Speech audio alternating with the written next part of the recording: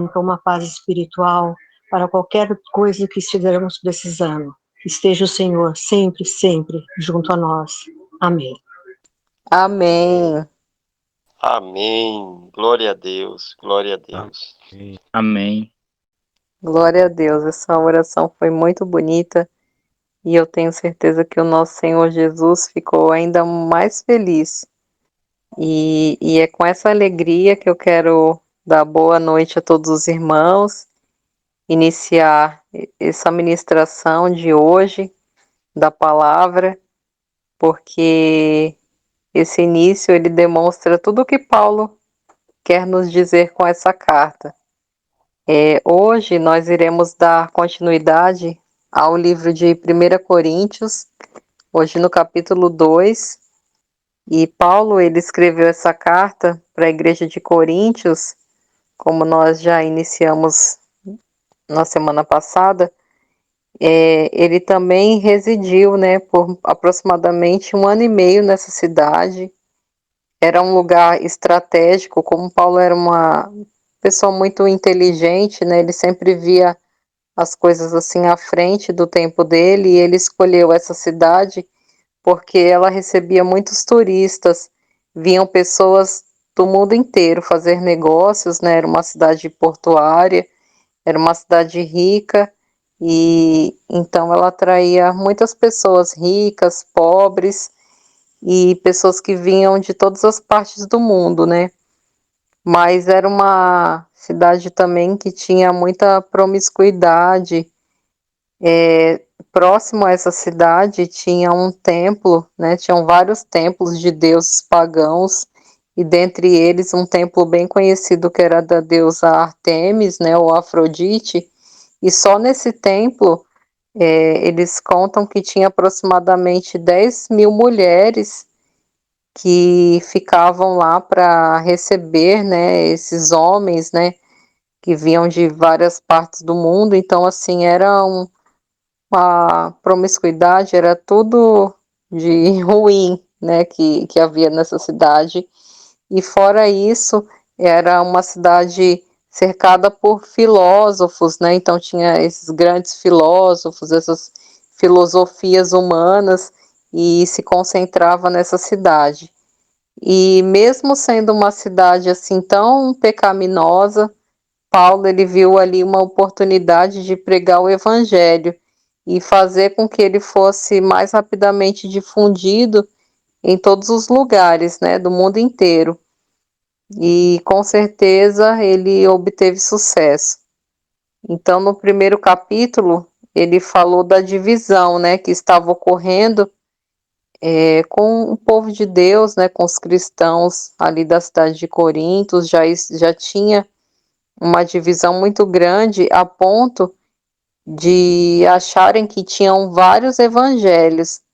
Então as pessoas elas não sabiam muito bem qual evangelho seguir, elas achavam que existiam vários, e elas achavam que existia um evangelho de Paulo, um evangelho de Apolo, um evangelho de Cefas, né, que é Pedro, e o evangelho de Jesus. E Paulo ele ficou assim muito triste e bravo, né, ao mesmo tempo, em saber dessa situação que estava ocorrendo, essa discussão, né? Então, um falava que era seguidor de Apolo, o outro falava que era seguidor de Pedro, outro falava que era seguidor de Paulo, e a ponto dele falar assim, que não podia ocorrer essa divisão, né? Ele fala, por acaso Cristo foi dividido?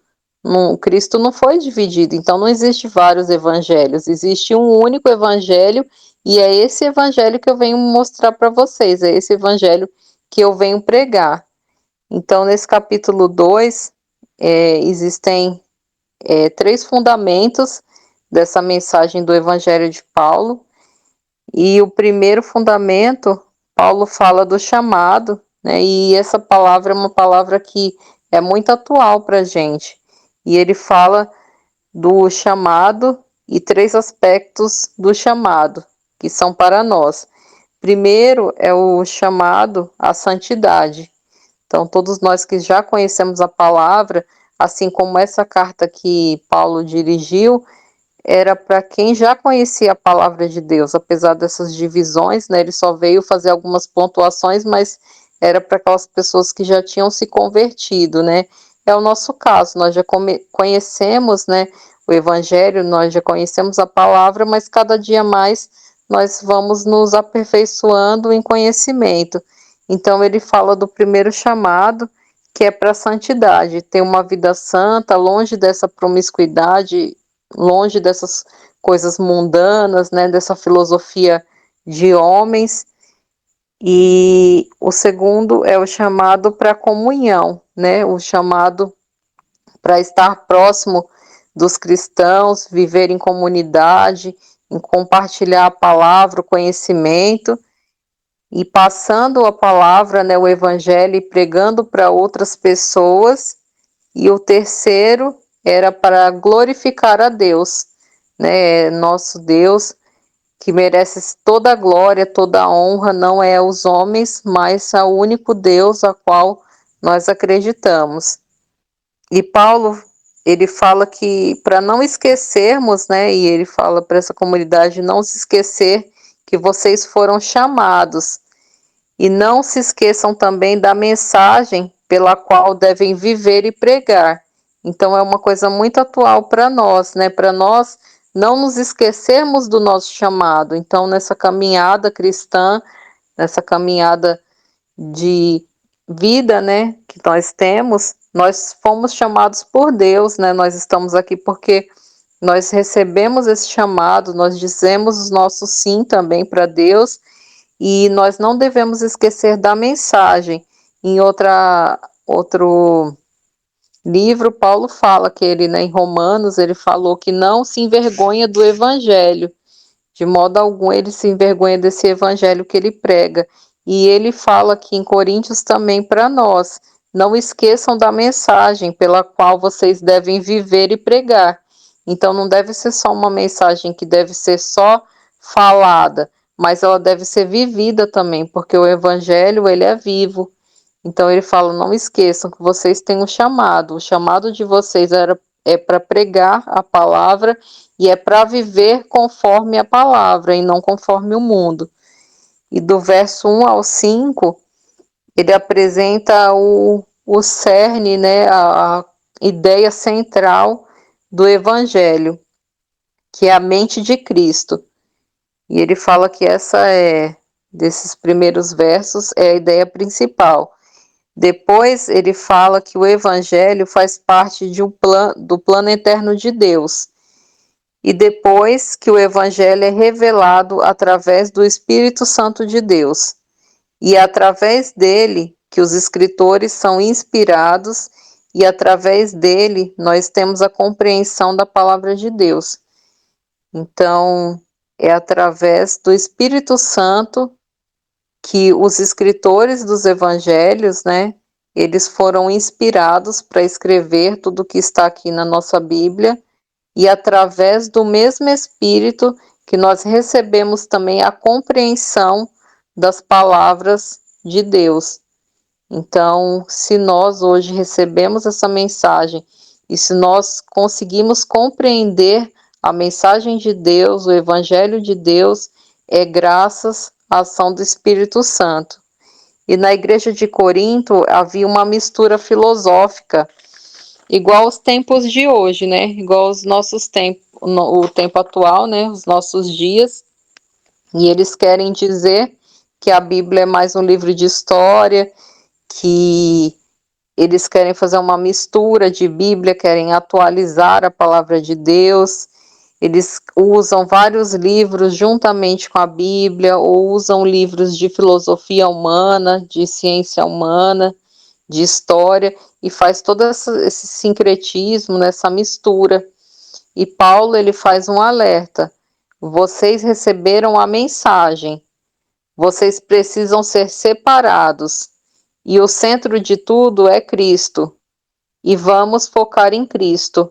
Então ele fala, esqueçam essas filosofias humanas, esqueçam essa mistura, né, de ciência humana com ciência divina, porque esse não é o evangelho verdadeiro. O evangelho verdadeiro é a mensagem que vocês receberam da parte de Cristo e vocês precisam se separar dessas filosofias humanas e vocês precisam se concentrar em Cristo. E isso é o mais importante, o foco é Cristo. E ele faz esse alerta da simplicidade da pregação. E quanto a mim, irmãos, quando estive com vocês, né, ele foi morar nesse lugar mais ou menos 1 ano e meio, ele não foi com excelência de discurso ou de sabedoria. Paulo, ele não estava ali para ser mais um filósofo, como muitos que haviam ali naquela cidade. Muito menos ele buscava seguidores para si e sim para Cristo.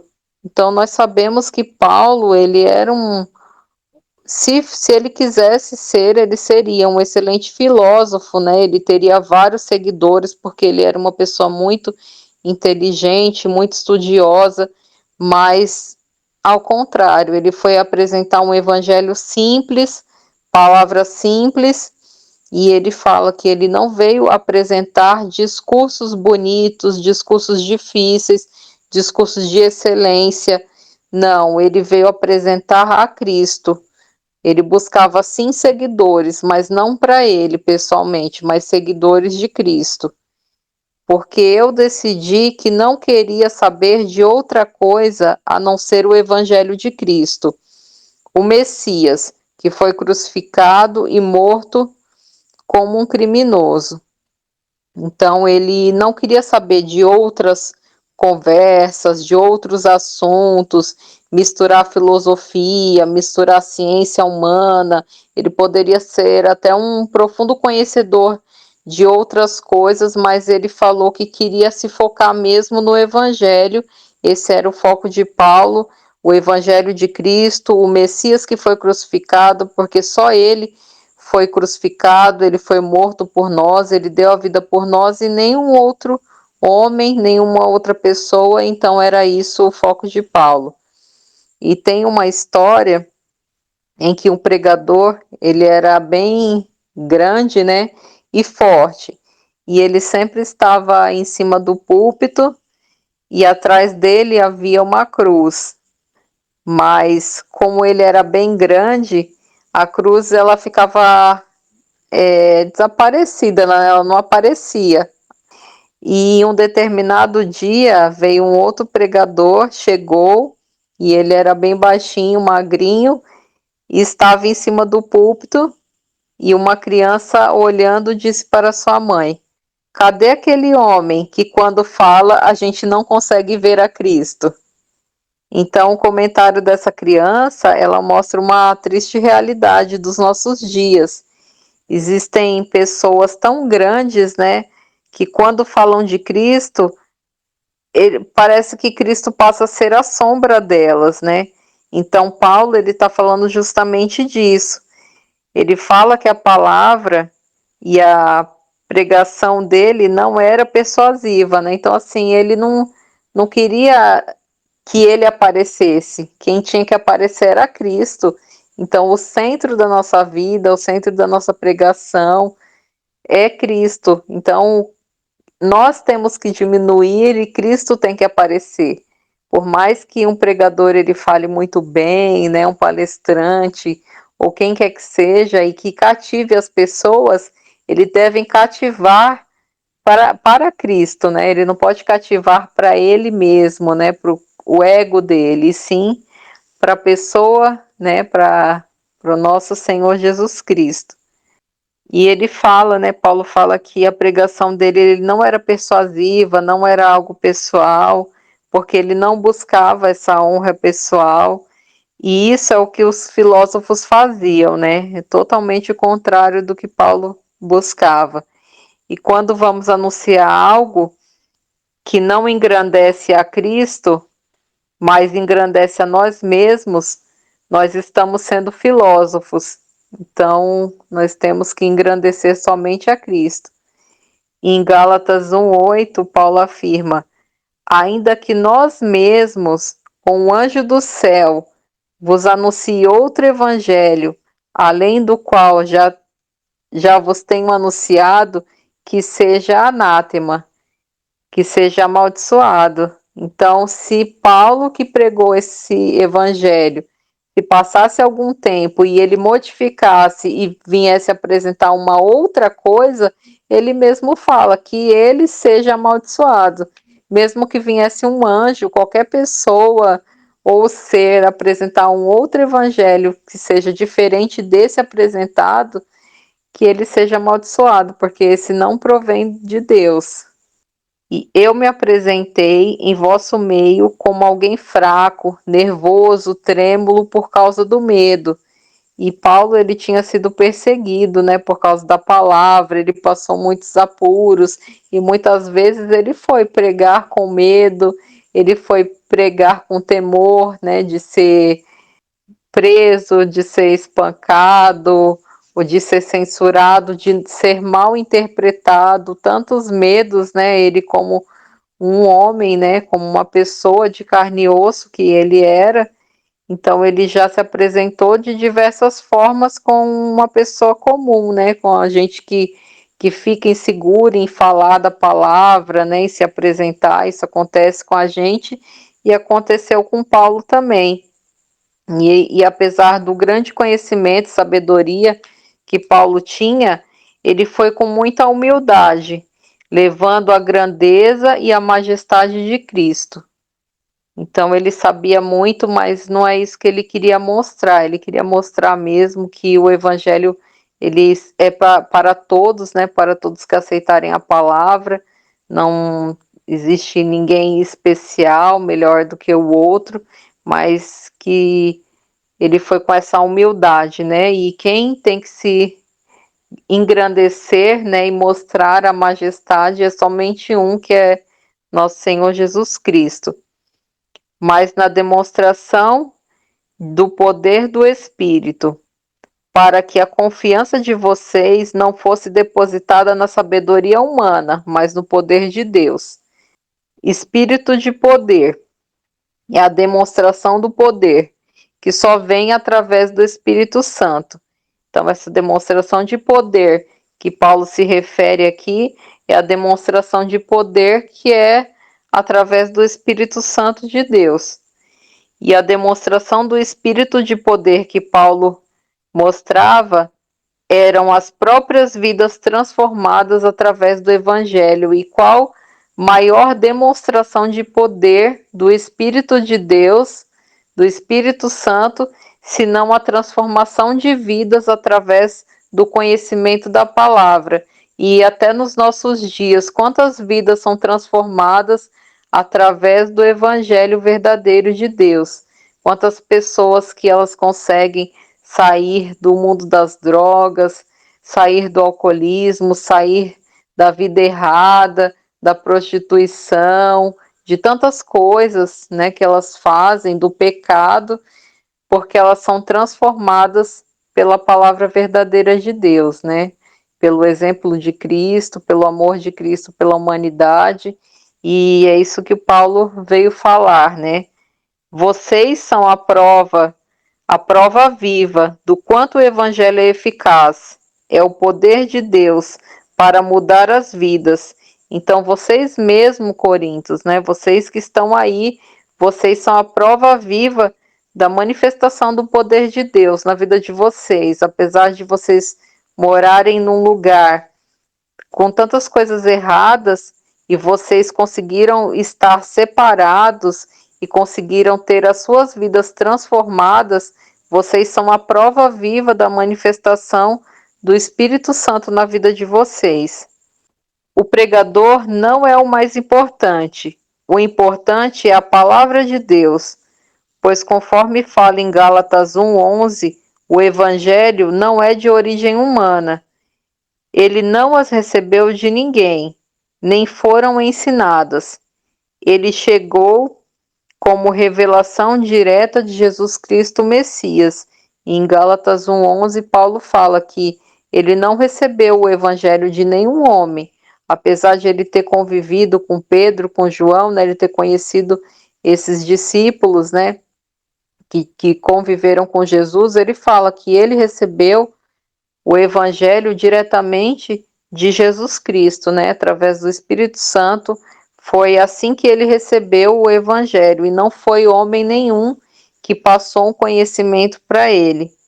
E Paulo alerta: o importante é a mensagem de que Cristo é o Salvador. Então, Paulo, ele não é importante, o importante é a mensagem que Paulo vem levar, que a mensagem que ele traz é que Cristo é o único Salvador, né? O caminho, a verdade e a vida. E essa sabedoria que Paulo recebeu, ela não é humana e ela não se descobre estudando.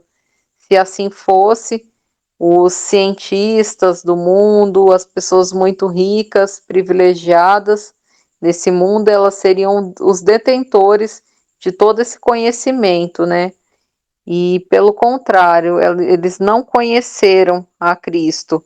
Ao contrário, comunicamos a sabedoria secreta da parte de Deus, que foi ocultada até agora. Contudo, antes da história ter início, Deus decretou que nos traria glória. Então, Paulo revela a origem verdadeira da sabedoria, e ela não vem de agora, ela sempre existiu, mas agora Deus nos revelou através de Cristo crucificado. A sabedoria começou na eternidade. Então, muitos se falam, né, que o homem pecou, Deus trouxe a lei, aí como não deu certo, ele trouxe a Cristo, e Cristo morreu por nós para nos justificar, mas a palavra fala que não foi assim que aconteceu. Deus, ele é o alfa, o ômega, o princípio e o fim, e ele já sabia de tudo o que ia acontecer, ele já tinha esse plano da salvação humana desde do princípio. Ele não é um plano que existiu agora, ele sempre existiu, né? Porque o tempo de Deus, ele não é o nosso. E a sabedoria de Deus, ela começou na eternidade, ela não começou no nosso tempo, nem existia a contagem do tempo e ela já existia, né? Então são segredos ocultos, né, que até Cristo, a humanidade, eles não tinham todo o conhecimento, nem os profetas, eles não tinham esse conhecimento que nós temos agora, desse plano perfeito da salvação, né? Eles sabiam que havia um Messias, mas eles não entendiam como que seria tudo, né? Como correria essa graça, justificação pela fé, esse conhecimento que hoje nós temos acesso, mas Deus, ele já sabia de tudo. Ele nos revelou agora, né? Ela tinha sido ocultada, esse segredo, até Cristo, mas após Cristo, Deus revelou à humanidade esse plano de salvação. E nenhum dos líderes desse mundo, os príncipes desse mundo, né, eles entenderam. Pois se eles tivessem entendido o plano de Deus, se eles tivessem entendido o que Deus tinha preparado para a humanidade, eles não teriam crucificado o Senhor da glória. E Paulo, no versículo 9, ele faz uma citação de Isaías 64, 4. Nenhum olho viu, nenhum ouvido ouviu, e o coração de ninguém imaginou todas as coisas que Deus preparou para aqueles que o amam. E quando a gente vê em Isaías 64, 4, também tem outra tradução que fala: desde o início do mundo, o profeta Isaías fala, desde o início do mundo, homens não têm ouvido, nem percebido pelo ouvido, nem têm visto, ó Deus, além de ti, o que ele tem preparado para aquele que espera por ele. Entretanto, Deus tem revelado essas coisas a nós, através do seu Espírito Santo. Quem conhece uma pessoa, senão seu próprio espírito? Assim, ninguém conhece os pensamentos de Deus, a não ser o Espírito de Deus. Nós, porém, não recebemos o Espírito do mundo, mas o Espírito de Deus, para podermos entender as coisas que Deus nos deu de forma gratuita, E é só através da ação do Espírito Santo que nós podemos entender, né, o que Deus nos preparou. Essas são as coisas das quais falamos ao evitarmos as formas de expressão ditadas pela sabedoria humana, e em seu lugar usamos um modo de falar ensinado pelo Espírito, mediante o qual explicamos as coisas do Espírito a quem tem o Espírito. Então, no versículo 13, Paulo fala que evita, né? Que ele evita, que nós também devemos evitar as expressões, a moda, tudo que é ditado pela sabedoria humana. E no lugar disso, nós devemos usar e falar e se expressar mediante os termos ditados pelo Espírito de Deus, ao qual explicamos as coisas do Espírito a quem tem o Espírito. Então, é só quem tem o Espírito Santo de Deus que entende e assim se expressa através do Espírito. Então, a sabedoria humana, ela nada tem a nos passar, mas o Espírito Santo de Deus, sim, ele sim é que nos transforma e ele que tem que nos ensinar, e nós devemos viver mediante a ação do Espírito Santo de Deus. Entretanto, a pessoa que tem o Espírito, ela é capaz de discernir todas as coisas, ao passo que ninguém está em posição de discerni-la. Então, somente quem tem o Espírito de Deus consegue compreender as coisas que Deus nos quer revelar, ao passo daquelas pessoas que não conhecem a Cristo, elas não compreendem. Então, a gente sempre precisa orar e pedir ao Senhor que abra os corações, que abra o nosso coração, nossa mente e o coração das pessoas para o entendimento da palavra de Deus, né? Porque nós não conseguimos convencer ninguém, mas é somente através da ação do Espírito Santo que as pessoas são tocadas, que elas são transformadas e que elas conseguem compreender a palavra de Deus, de tão grandiosa que é. Então, se nós hoje podemos receber essa palavra, se nós estamos aqui para ouvir a palavra de Deus, é porque nós recebemos, né, essa graça através do Espírito Santo de compreender coisas tão difíceis, né, coisas tão secretas que muitos gostariam de entender, e foi só nos nossos dias que o nosso Deus, nosso Pai, nos deu esse entendimento. Após, né, esse plano ser concretizado, esse plano perfeito de salvação através do nosso Senhor Jesus e através dele, da sua ação, né, do seu Espírito e da sua mediação é que nós podemos chegar, né, a conhecer esse plano maravilhoso. E Paulo, ele termina aqui o capítulo 2 com uma citação de Isaías 40, no versículo 13. Ele fala: pois quem conheceu a mente de Deus e quem o aconselhará, né? Quem somos nós, né, para conhecer a mente de Deus? E quem é que pode aconselhar Deus de alguma coisa? Então, ele sempre fala de buscarmos a Cristo humildemente, né, termos a mente de Cristo e buscar a ação do Espírito Santo, porque é Ele que vai nos mostrar, né, nos ensinar, e que nós possamos ser guiados e transformados através da ação do Espírito Santo.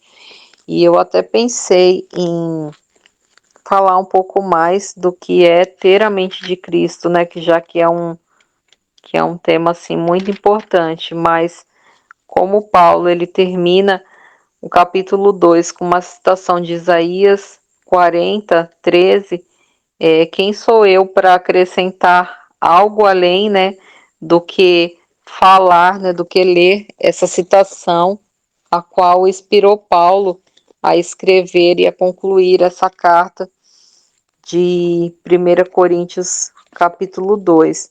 Então, eu vou ler também, assim como Paulo fez, E assim que eu vou terminar, né, a ministração da palavra de hoje, lendo Isaías 40, no versículo 13, até o final, que é o 31.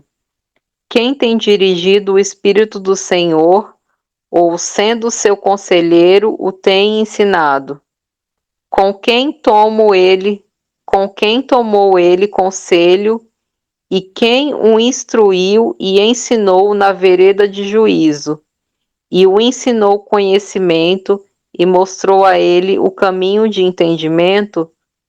Eis que as nações são como uma gota em um balde, e são consideradas como pó fino na balança.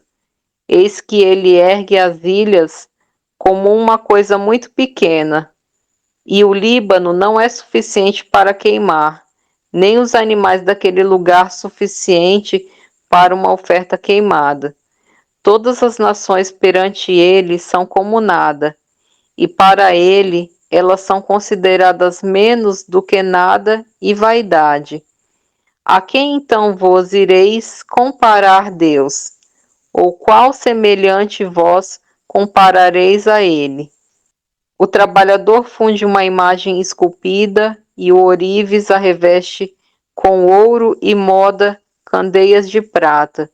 Aquele que é empobrecido, que não tem posses, escolhe uma árvore que não irá apodrecer, busca para si um trabalhador com destreza, para preparar uma imagem esculpida que não terá movimento.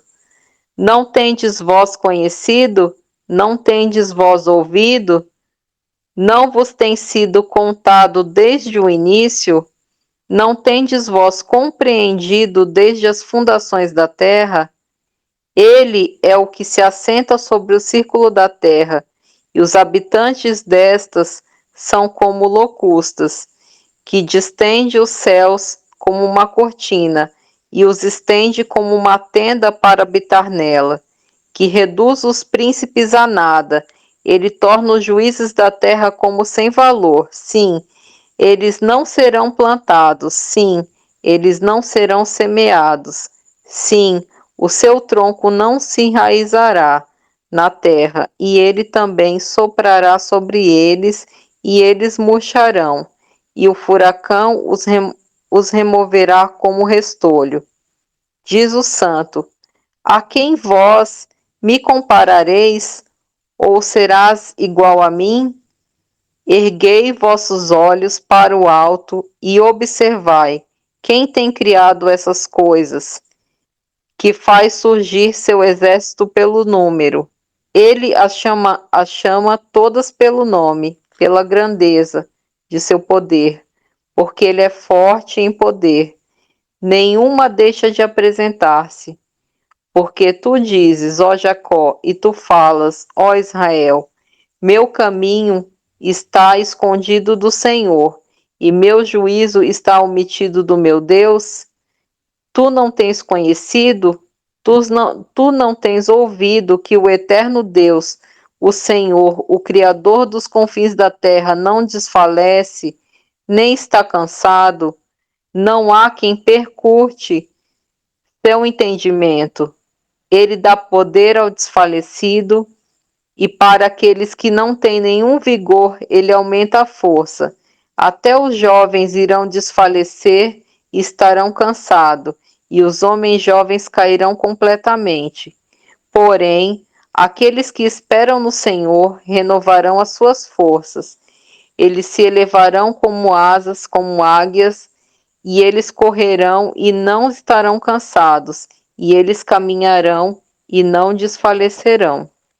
Amém.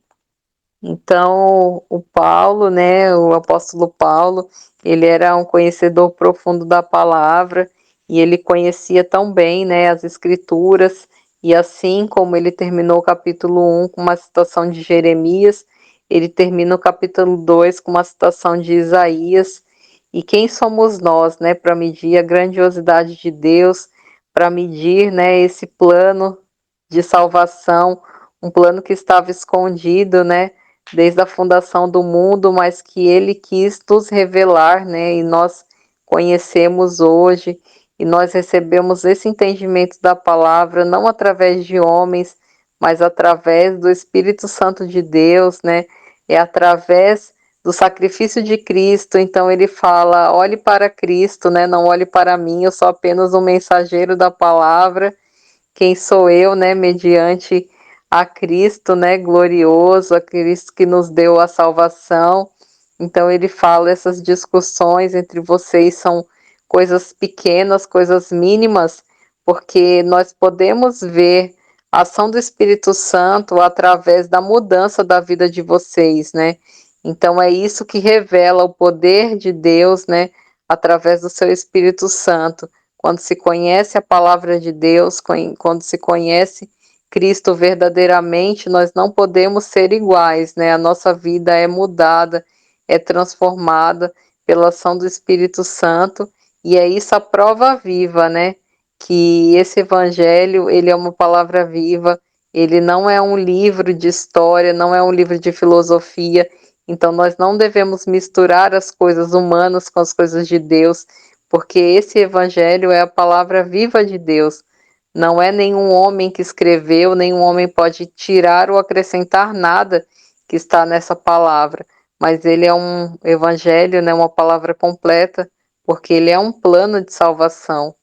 Ele é um segredo, né, que foi revelado aos nossos dias, e nós temos essa honra, né, esse prazer de conhecer, e até esse entendimento, ele vem também através dessa ação do Espírito Santo, porque pela ação humana, os homens, eles estudam, eles veem, eles não conseguem compreender, e através do Espírito Santo de Deus, até as pessoas mais simples e humildes que não têm esse conhecimento científico, essa instrução, eles conseguem compreender e sentir a presença do Deus vivo na vida de cada um deles, e que essa presença do Deus vivo ele possa estar no coração de cada um, né, de nós, e que nossas vidas possam ser cada dia mais transformadas através dessas palavras. E é isso que eu gostaria de passar para os irmãos nessa noite de hoje. E eu espero que os irmãos também recebam essa palavra, né, com esse coração humilde, assim como eu recebi, que os irmãos recebam também, que é isso que Paulo quis nos passar, né, graças a Deus. Eu gostaria de perguntar também se algum dos irmãos tem pedido de oração, que eu acabei esquecendo de falar no início, e assim nós podemos terminar, fazer a oração final para encerrar. Eu gostaria de pedir oração para o Felipe, filho do colega do Edson, que se encontra doente nesse momento. E se algum dos irmãos tiver mais algum pedido, podem falar que nós vamos orar. Boa noite. Eu gostaria de fazer um pedido de oração para o meu sobrinho, Gustavo, que ele se encontra com os olhos vendados e entregue ao vício da bebida. E isso está custando a saúde dele. E a minha irmã, que ela tem crise de pânico e isso está sendo constante. E eu já te agradeço já. Graça e paz, mais uma vez, irmã Michele. Eu também gostaria de externar aqui um pedido de oração por duas pessoas em especial. Pela minha cunhada, que tem um problema grave de diabetes crônica, e também pela esposa do irmão, um irmão querido, o irmão Clóvis, pela esposa dele que retirou a mama e está passando por um processo de químio, que o nosso Pai Eterno possa confortar ele, juntamente com sua esposa nesse processo, dando as forças que ele necessita para atravessar esses problemas, esses percalços da vida. Que Deus abençoe a todos em nome de Jesus. Boa noite a todos os irmãos, graça e paz. Eu gostaria, irmãos, também de colocar duas pessoas. Uma é a minha tia, né, que ela está sendo acometida por uma doença, né, que infelizmente não é física, é espiritual, né, e ela tem sido atormentada esses dias. O nome dela é Isabel. Eu gostaria muito de colocar o nome dela nas nossas orações. E a netinha de uma irmã nossa aqui também, é uma bebezinha, e ela se encontra na UTI também. O nome dela eu não sei, mas o Espírito Santo, né, conhece, né, por essas duas pessoas, em nome do Senhor Jesus. Mais alguém? Eu gostaria de pedir, se fosse possível, para o Gabriel fazer a oração para nós terminarmos. Será que é possível, Gabriel? Eu tenho pedido ainda a fazer pelo amigo, o nome dele é Chester Simões. Ele mora em Recife. Eu acho que eu já falei muito dele aqui. Ele estava com um tumor na cabeça, foi retirado, era maligno. Depois desse tumor, ele teve câncer de pulmão, ficou quase generalizado. E agora ele saiu da UTI, estava no quarto aguardando, né, a recuperação para ir para casa. Aí pegou Covid e hoje foi de volta para a UTI. E está muito mal, e só um milagre para que ele saia vivo dali. Então não esqueçam de orar por ele. É o Simões. Ore por ele, meus irmãos. Está muito séria a situação dele. Amém, irmã. Vamos orar sim. O irmão Gabriel pode nos dirigir em oração? Amém. Oremos. Querido Deus, amado Pai, te agradecemos, Senhor, pela mensagem que recebemos agora. Abençoa a mensageira, abençoa cada um, Pai, que esteve aqui ouvindo. Quero que o Senhor possa realizar todos os pedidos que aqui foram realizados. O Senhor sabe, Senhor, o desejo do coração de cada um. Perdoa nossas falhas, dá-nos uma boa noite em Tua presença. Habita em nossas vidas, Pai, e conduz-nos para a eternidade. Dá-nos paz, em nome de Jesus. Amém. Amém. Amém. Deus, glória a Deus. Amém.